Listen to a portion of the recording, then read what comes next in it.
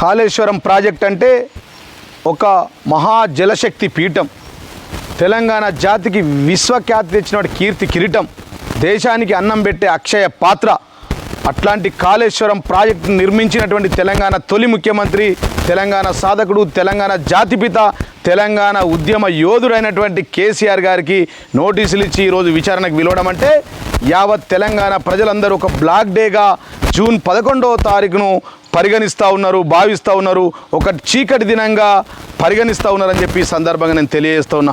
Kaleshwaram project అంటే ఈ రాష్ట్ర ముఖ్యమంత్రి రేవంత్ రెడ్డి చెప్పినట్టు 2 పిల్లర్ల పగుళ్ళు కాదు, 3 బ్యారేజీలు, 15 రిజర్వాయర్లు, 19 సబ్ స్టేషన్లు, 21 పంప్ హౌజులు, 504 కిలోమీటర్ల టనల్ సొరంగం, దానితో పాటు 1545 కిలోమీటర్ల గ్రావిటీ ద్వారా కాలువల ద్వారా నీళ్లు పోయే 141 టీఎంసీల ఒక ప్రాజెక్టు నిర్మాణం ఈ కాళేశ్వరం ప్రాజెక్ట్ అని చెప్పి సందర్భంగా నేను తెలియజేస్తూ ఉన్నా. ఈయన చెప్పినట్టు 2 పిల్లర్లకు పగులు వస్తే విచారణ ఇచ్చి నోటీసులు ఇవ్వడం కాదు అని చెప్పి సందర్భంగా తెలియజేస్తున్నా. అందుకోసమే యావత్ ప్రజలంతా ఇవాళ జూన్ 11వ తారీఖును బ్లాక్ డేగా భావిస్తూ ఉన్నారు, చీకటి దినంగా పరిగణిస్తూ ఉన్నారని చెప్పి సందర్భంగా నేను తెలియజేస్తూ ఉన్నా.